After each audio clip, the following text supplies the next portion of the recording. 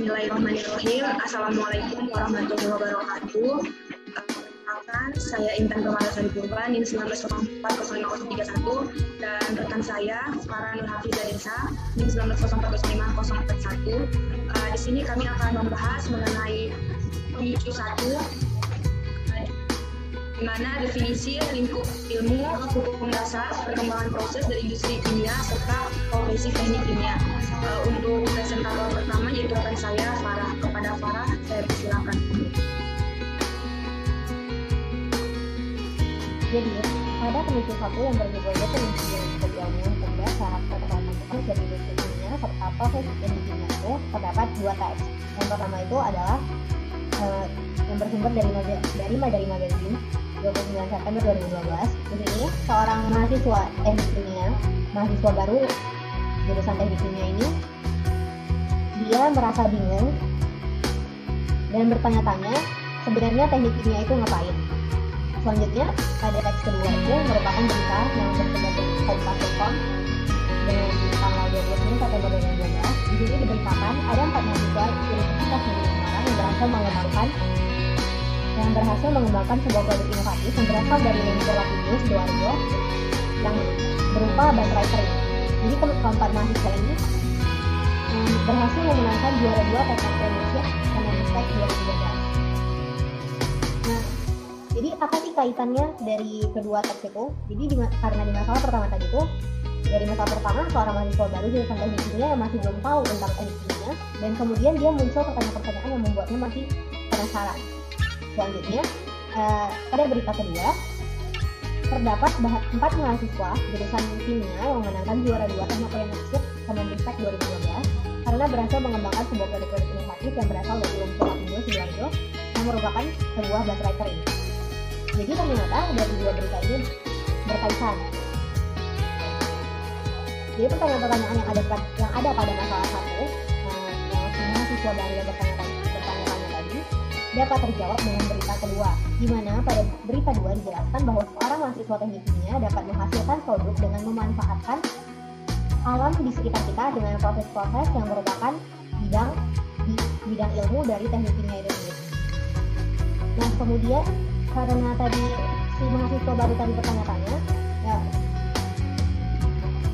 jadi pertanyaan yang muncul dari masalah yang pertama adalah apa sih teknik kimia?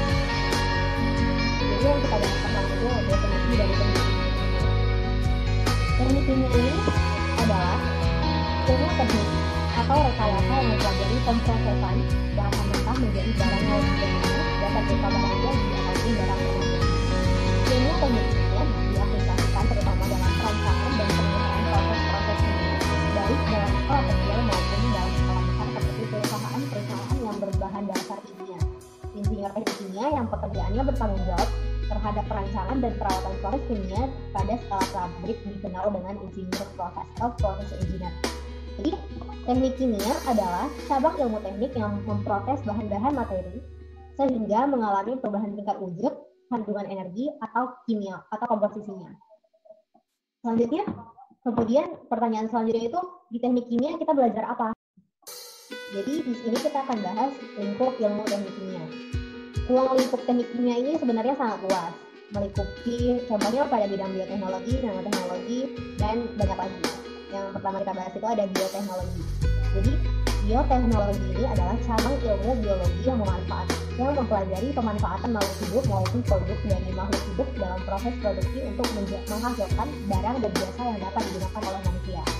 Contoh bioteknologi pada bidang industri itu menggunakan biofuel sebagai sumber energi. Selanjutnya ada nanoteknologi. Nanoteknologi ini adalah manipulasi materi pada skala atomik dan skala molekuler. Contoh pengaplikasian nanoteknologi ini adalah pada pupuk untuk meningkatkan efisiensi pupuk itu sendiri. Kemudian aplikasi lainnya itu untuk contoh produksi pertanian presisi, misalnya untuk mendeteksi kandungan tingkat keasaman tanah pertanian. Selanjutnya ada perancangan proses kimia. Perancangan proses kimia ini adalah kegiatan merancang proses untuk memperoleh perubahan kimia atau kimiawi yang diharapkan. Perancangan proses ini adalah kegiatan yang paling penting. Jadi kegiatan ini dianggap sebagai puncak dari kegiatan teknik kimia. Selanjutnya ada pengendalian proses, di mana pengendalian proses ini merupakan disiplin rekayasa yang melibatkan mekanisme dan algoritma untuk mengendalikan keluaran dari suatu proses dengan hasil yang diinginkan. Contohnya misalnya pada penggunaan reaktor kimia. Jadi temperatur reaktor kimia ini harus selalu dikendalikan untuk menjaga keluaran produk. Inilah penerapan pengendalian proses itu pada teknik kimia. Selanjutnya ilmu termodinamika. Jadi termodinamika itu fisika energi, panas, kerja, entropi, dan kespontanan proses. Termodinamika berhubungan dekat dengan mekanika statistik, di mana hubungan termodinamika berasal. Jadi aplikasi dan penerapan termodinamika ini bisa terjadi pada tubuh manusia, misalnya pada peristiwa meniup kopi panas, pada perkakas elektronik, pada kulkas, mobil, pembangkit listrik, dan industri. Jadi penggunaan termodinamika ini sendiri sangat dekat pada kehidupan kita sehari-hari. Selanjutnya, ini akan dijelaskan oleh Intan. Baik, selanjutnya hukum dasar pada teknik kimia itu yang pertama itu ada neraca massa. Nah, neraca massa ini adalah cabang keilmuan yang mempelajari kesetimbangan massa dalam sebuah sistem. Atau nama lainnya itu dalam bahasa Inggris adalah material balance. Untuk yang kedua yaitu neraca energi. Untuk neraca energi sendiri itu adalah cabang keilmuan yang mempelajari kesetimbangan energi dalam sebuah sistem. Jadi neraca energi ini dibuat berdasarkan pada hukum pertama termodinamika. Selanjutnya yaitu kesetimbangan atau equilibrium. Di kesetimbangan ini adalah ilmu yang mempelajari tentang reaksi-reaksi kesetimbangan. Yang keempat itu adalah proses-proses kecepatan atau rate proses. Untuk yang kelima adalah humanitas. Yang keenam di teknik kimia itu juga mempelajari ekonomi. Nah, karena teknik kimia itu adalah tugas akhirnya itu adalah rancangan pabrik, jadi seluruh prosesnya itu akan memerlukan ilmu ekonomi, di mana fungsinya adalah untuk memanajemen baik keuangan ataupun perancangan yang ada pada pabrik. Bagaimana perkembangan proses dan industri kimia itu sendiri? Untuk perkembangan industri kimia di Indonesia itu telah dilaksanakan pemerintah Republik Indonesia sejak awal tahun 50-an. Namun mulai meningkat dengan cepat ketika pelita 1 itu dimulai. Dan pada pelita 5 sekarang ini pemerintah, contohnya itu Departemen Perindustrian, itu telah menyatakan industri kimia sebagai sektor industri yang mampu membimbing sendiri dan menangkap perkembangannya yang pesat lewat beberapa kebijaksanaan pokok. Hingga sekarang di Indonesia itu terdapat banyak pabrik proses kimia. Beberapa contohnya yang terkenal itu seperti pabrik amoniak dan pabrik pupuk urea, itu berada di Lok Sumawe, Palembang, Cikampek, Gresik, Bontang, Kalimantan Timur. Kemudian ada pabrik semen itu terkenal di Aceh, Padang, Batu Raja, Sumsel, dan lain-lainnya. Dan untuk kilang minyak bumi itu yang terkenal ada di Pangkalan Berandan, Dumai, dan daerah lainnya. Dan kilang LNG itu ada di Lok Sumawe dan Bontang. Untuk pabrik kertas, pabrik gula, pabrik minyak goreng, dan pabrik-pabrik industri kimia lain itu tersebar di seluruh Indonesia.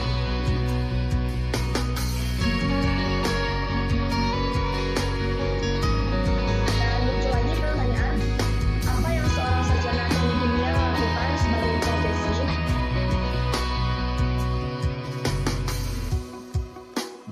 Nah, untuk profesi lulusan teknik kimia itu dapat menjadi seorang peneliti proses, di mana penelitian proses itu adalah penelitian awal, skala bangku ataupun bench scale yang dilakukan di laboratorium, di mana tujuannya itu adalah untuk meneliti kelayakan suatu proses baru dari segi teknis ataupun ekonomis. Di mana itu ada pengumpulan data-data yang diperlukan untuk membuat pabrik dalam segala pilot dan untuk pembuatan simulasi proses. Kemudian ada pengembangan proses. Nah, di pengembangan proses ini sendiri itu adalah merancang program pengembangan proses yang baik dan seharusnya itu sudah bisa memberikan kepastian baik juga dari segi teknis, operasional maupun ekonomis. Dan selanjutnya itu adalah rekayasa proyek dan konstruksi. berapa ongkos produksi yang diperlukan apabila hasil pengembangan prosesnya itu sendiri diterapkan pada skala pabrik, maka perlu adanya rekayasa proses maupun konstruksi. Untuk rekayasa proses itu sendiri, mana rekayasa proses ini merupakan perhitungan yang diperoleh dari pengembangan proses diulang dengan cara massa dan durasi energi, serta ukuran alat yang dihitung lagi, dan untuk kapasitas pabrik yang diinginkan, atau dalam bahasa lainnya itu adalah scale up. Kemudian ada analisa ekonomi. Jadi perusahaan yang didirikan itu dengan tujuan utamanya itu adalah mencari keuntungan. Nah, karena itu faktor ekonomi itu memegang peranan penting. Jadi secara umum seorang insinyur teknik kimia itu di industri proses harus berpikir dengan orientasi ekonomi, bagaimana caranya agar perusahaan mendapat keuntungan sebesar mungkin tanpa meninggalkan kode etik atau persatuan insinyur teknik kimia. Kemudian terakhir itu adalah operasional pabrik. Nah, untuk operasional pabrik sendiri, jadi itu seorang insinyur teknik kimia itu bekerja sebagai operasional pabrik ataupun operator pabrik.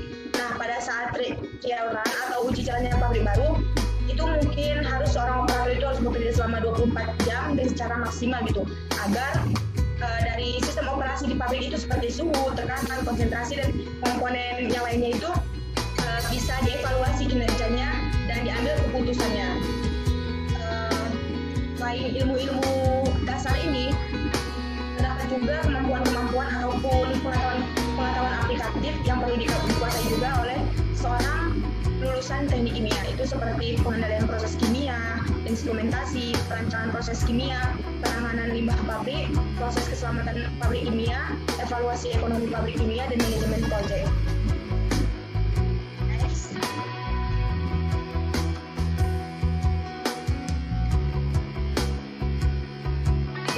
Untuk kesimpulan pada pemicu 1 ada permasalahan dan berita permasalahan 1 dan berita beritanya.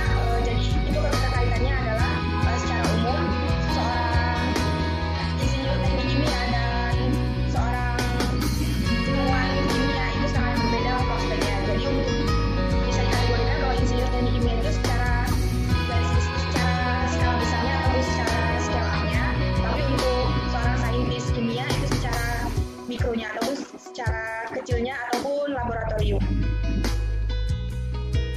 Demikianlah presentasi kami mengenai pemicu 1 mata kuliah pengenalan teknik kimia. Apabila ada salah kata kami mohon maaf. Saya akhiri, wabillahi taufiq wal hidayah. Wassalamualaikum warahmatullahi wabarakatuh.